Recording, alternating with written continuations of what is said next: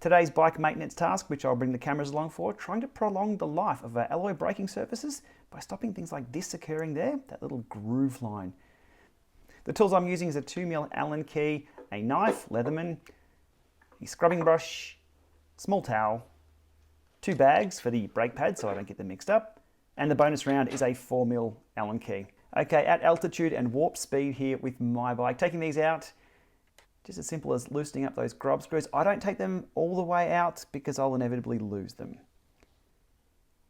Hot tip for the front ones to get those brake pads out is to pull the front brake on and then push them out from the front. They should just slide out quite easily. Over to Veronica's bike. She's using the Swiss stop pads. I'm using the stock standard Shimano ones. And you can see there, you can't actually get the pads out with the front wheel on. You just know where to push the pads out. Not enough clearance, so I loosen up the grub screws there.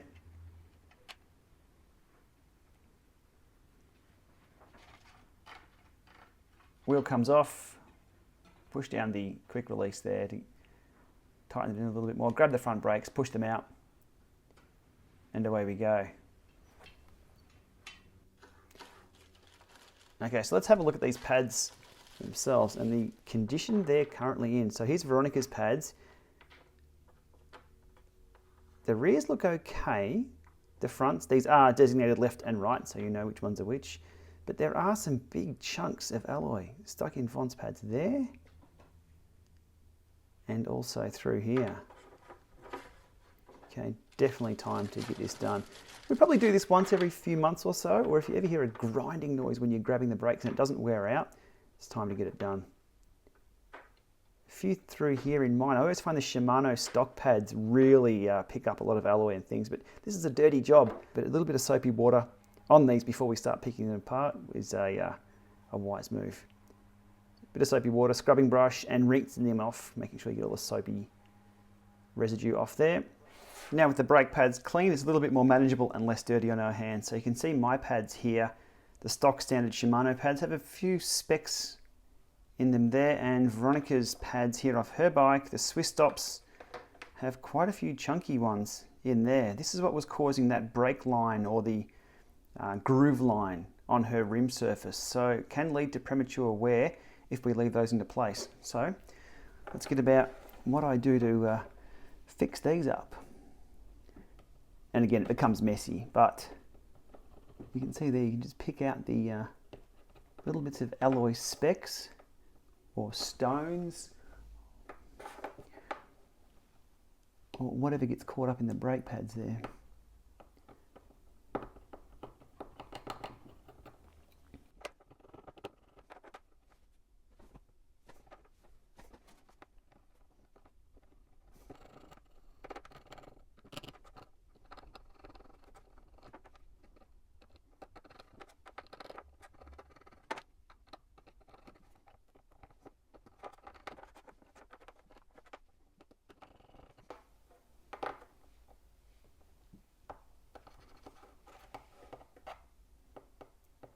That was a large chunk out of one of Von's front brake pads there. So that would have taken a long time to wear down on the bike.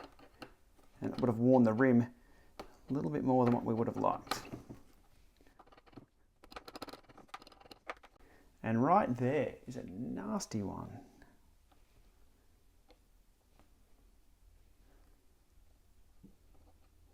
You can see that there, it's alloy in the brake pad, big chunk.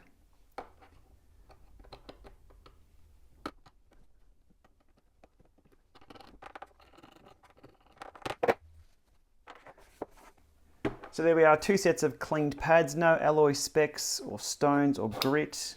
Well, having said that, there's a little tiny one just there that I'll take care of. Awesome, so these go back on Veronica's bike, these go back on my bike, and happy days. Now onto the reverse of what we did before, brake pads on, and grub screws back in. And not overly tightened.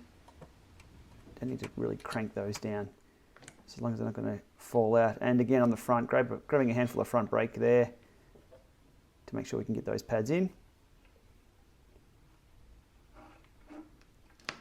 And grub screws in.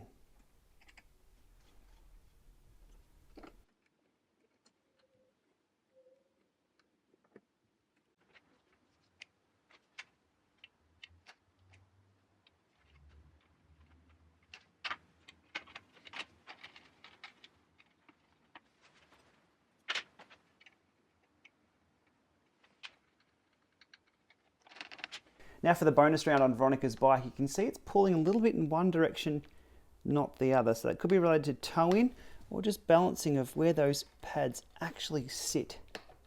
You can see that it's a little bit out. You can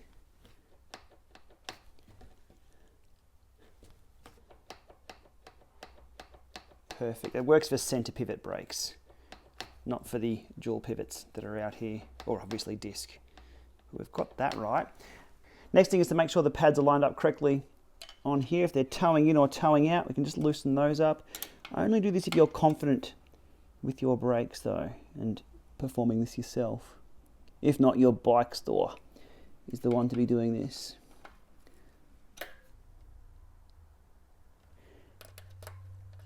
We are good to go. This video is more about the getting those specs out than this. This is just the bonus round. Okay, perfect.